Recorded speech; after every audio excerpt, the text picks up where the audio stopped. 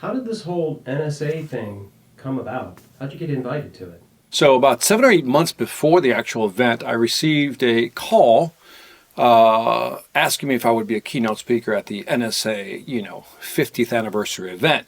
I got to be honest, I was a little shocked because, first of all, I'm not a member of NSA, nothing personal. I was just never a member. So I was surprised that they actually called me, and it was nice to find out later that they had had me in their rotation for the last 2 or 3 years, maybe, or last few years, and I was always in consideration as being one of the speakers they brought on board. So to be brought on for the 50th anniversary, I was super excited and a little nervous.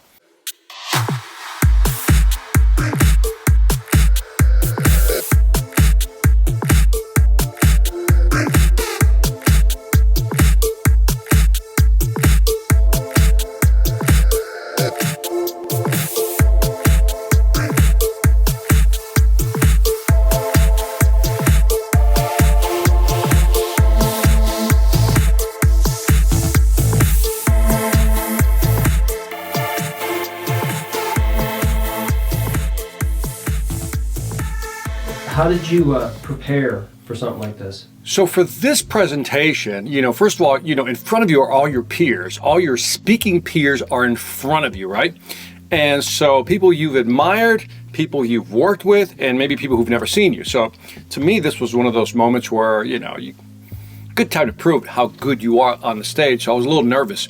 A lot nervous. And so I thought about doing several different presentations, but I figured, okay, I'll do the one on sales excellence through influence. That's usually my keynote for a sales presentation, my main keynote. And so I said, okay, that's the one I'm going to do. And I knew I would deliver that thing well. And so again, I chose that one because I thought for sure that would have the best flow. And also it had a lot of great content. It had that mix of what I call, great content, but yet still good storytelling, motivational and inspirational. So that 1-2 combination is what I always shoot for.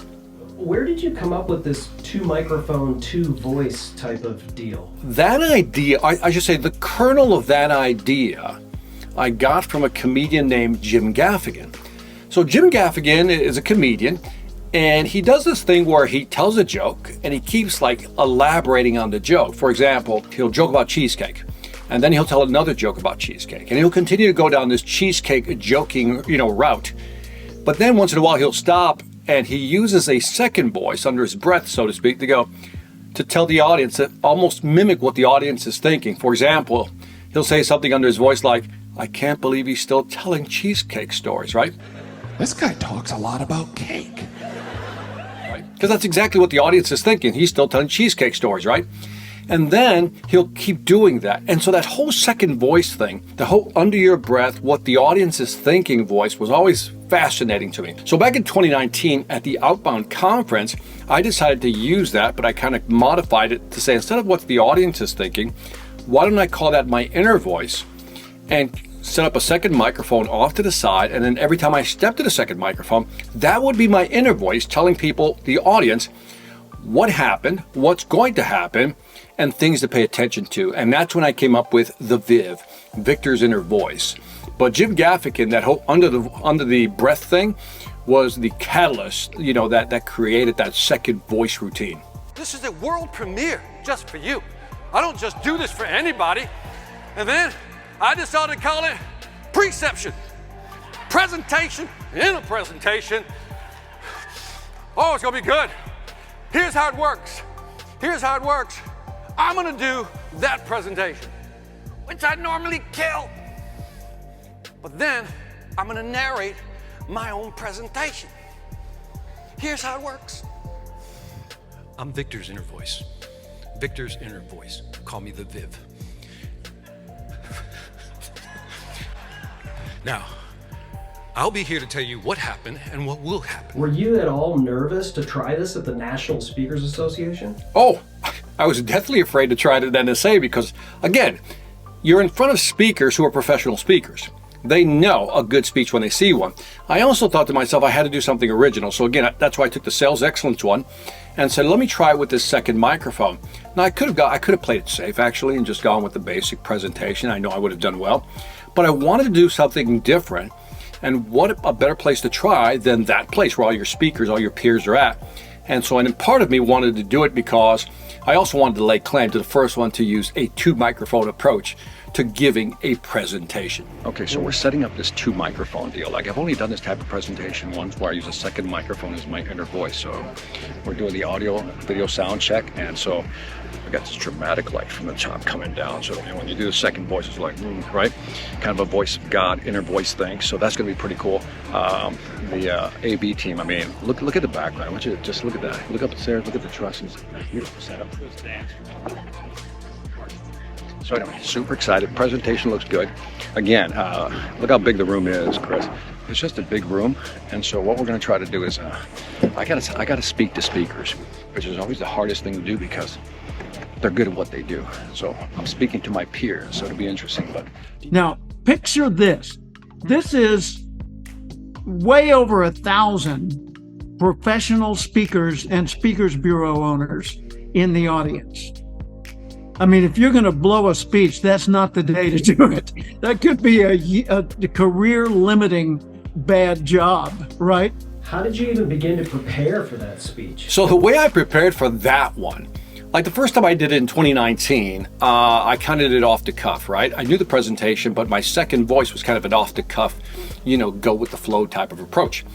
So this time I learned from that experience, I should not be so off the cuff. I really have to plan out my Victor's inner voice, my second voice. So the way I rehearsed it, the way I practiced for this event was, every day I take about a 45-minute walk. And so what I did is I programmed all the slides in my head. In other words, I would almost go through all the slides in my head so I wouldn't have to pay attention to the slides, right? And that allowed me to do that part of the programming first. The second phase was to actually figure out where the voice would kick in. Like, for example, after slide number 5, voice kicks in. After slide number 15, the voice kicks in. So figuring out where to insert the voice was phase 2. Phase 3 was figuring out what are you going to say when you insert the voice at these strategic points within your presentation. In other words, what was the content? What are you going to say? What are you going to set them up with? And then how do you walk back and how do you create that transition? So that to me was the challenging part, is where to insert the voice and then determine what to say, once you went to the second microphone and Victor's inner voice kicked in. And I really had to work on that script. On that one, I actually wrote out a lot of the script. So again, I just wasn't kind of, gunslinging and winging it when I went in there. That's because you're not doing it. Because if you do it, I'm screwed that. All right, man. The best of the best at what you do, man. You always have something new. You always get to sleep. Hey, what song you walking out on? Friends. How many of us have them? Yeah. Crush it, man. I hope you're on the front row rooting for you. All right, man. Thank you, man. Are we friends or not? All right. Now, I feel, again, some skepticism over here. So you know what I did? I go validate my stuff. So I go over to ChatGPT. He says, what are the 3 universal sales elements of a sales process? Look what it says. According to the most interesting man in sales, Victor Antonio. If it's on ChatGPT, it must be right. Right. All right. Now, he threw in the ChatGPT just to be current. How do you think it was received? It was really interesting. When I first walked out on stage, for the first, I'll say 4 or 5 minutes, you can see that the audience is thinking, what are we watching here, right? Because I'm setting it up with this whole Inception, a dream within a dream, the movie, right? To Preseption, a presentation within a presentation, because that's what it really is, right? When you're doing a second voice and you're talking about the presentation, it's really a presentation within a presentation. And so you can see the audiences for the first 5 minutes, they're just like confused.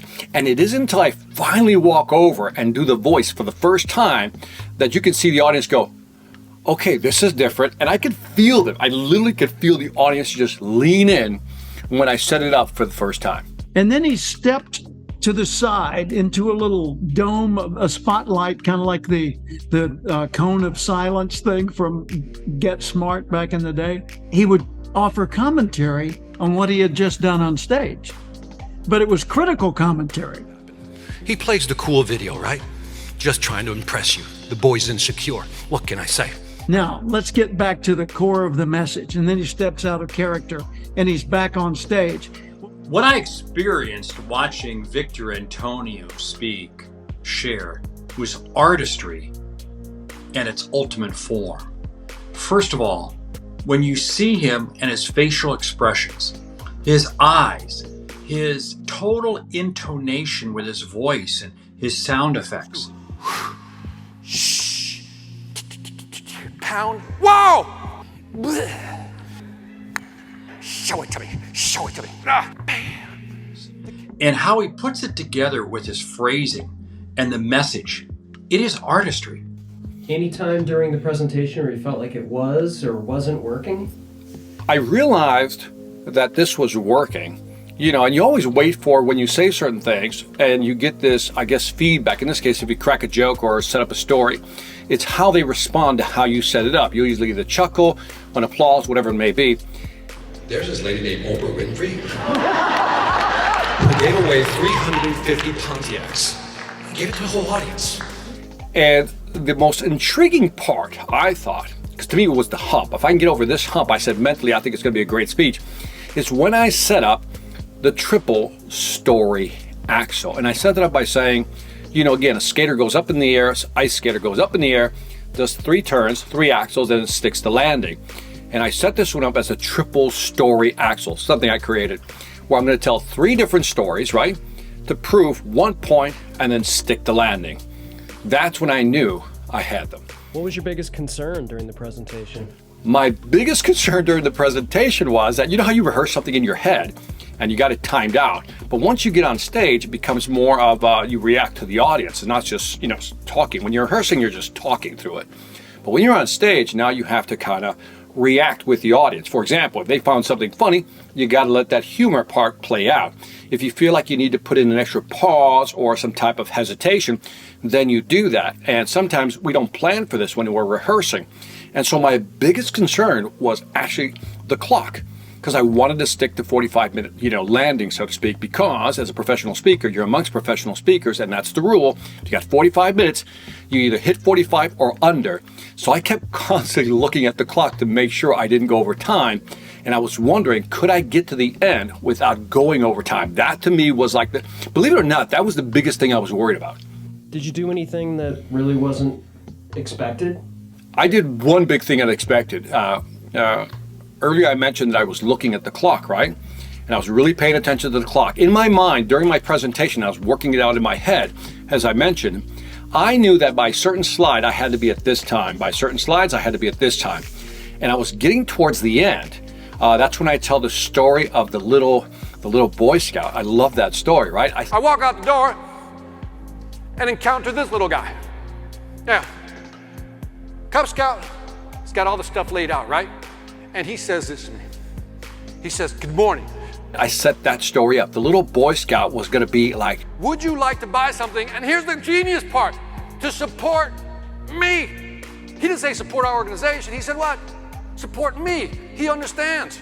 If it's more personal, it's more influential, right? It had that humor. It had that storytelling component. $15. I said, "How much did it go?" And he's like this, $15. I was like this little basketball player, right? Right?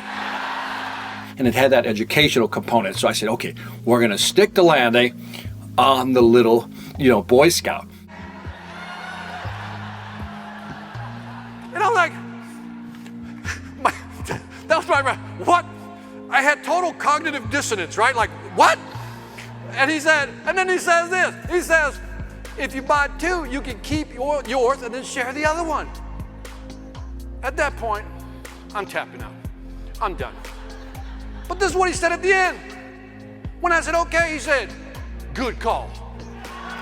Who does that? Who does that? And I did that one, and the reaction was fantastic. But when I finished the little Boy Scout story, I looked down and I realized I have about maybe 3.5 minutes. I got time on the clock. And so at that point, my brain just kicked into overdrive, and I have this thing called the pledge, right? Now, if you're like me and you love speaking, that's your what?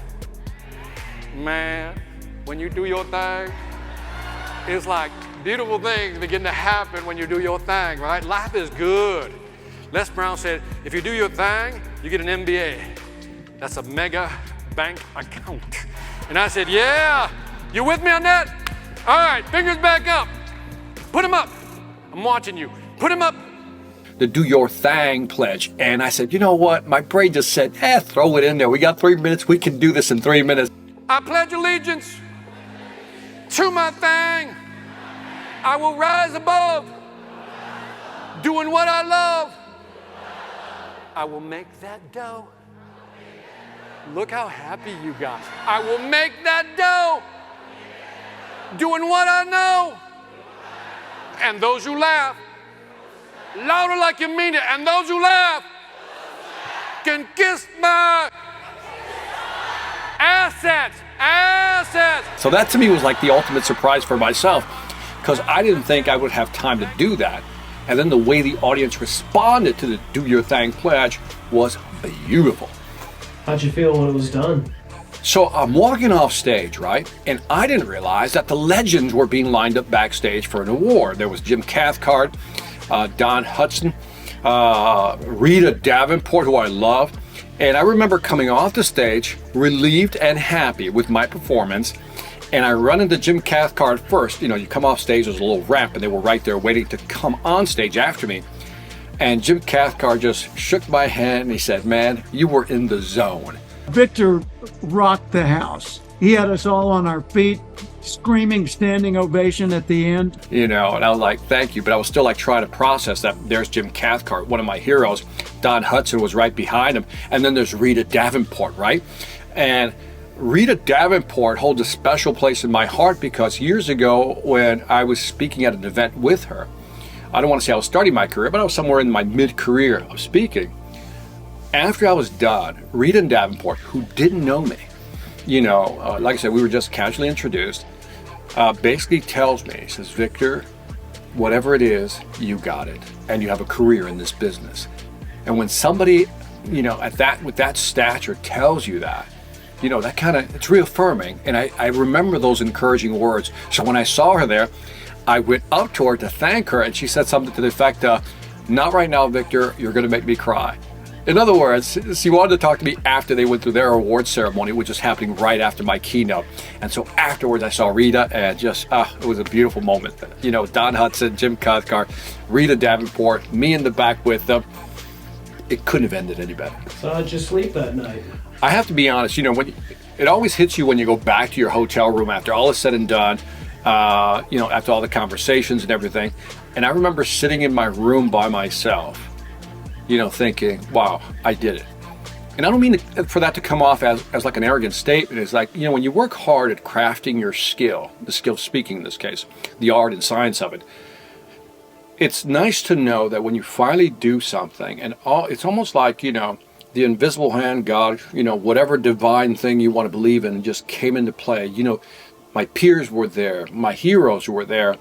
The moment was right. A new speech I delivered only for the second time hit. And I remember just sitting in my hotel room, just thinking, you know, just going through it in your head. But I had the biggest, cheesiest smile plastered on my face that I could not get rid of. And I've not experienced that level of happiness in the business of speaking in quite a long time. And I just went to bed with a big smile.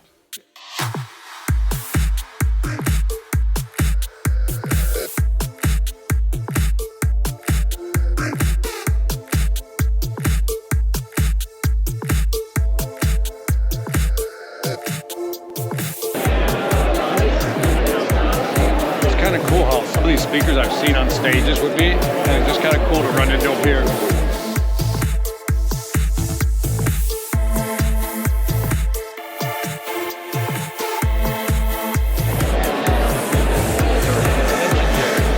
Right here.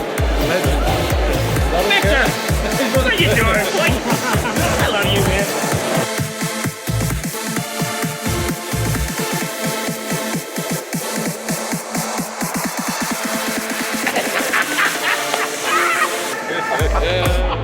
And I am just grateful to be in this incredible association and to get a chance to share the stage with my brother from another mother, the one and only Victor Antonio. He crushed it.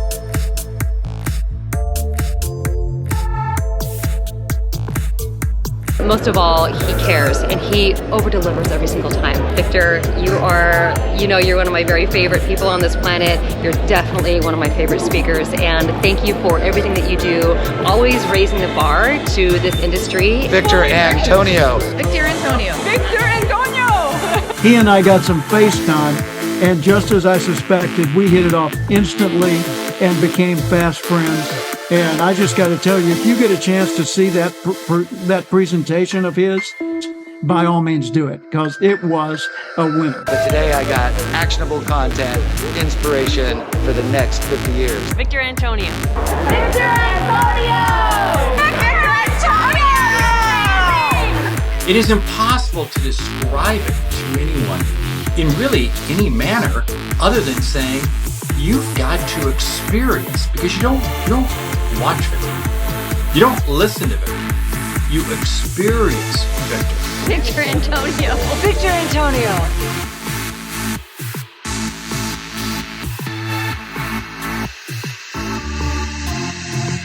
Victor Antonio! Victor Antonio! Victor Antonio. Victor Antonio! And I think that's it, Chris. Yeah.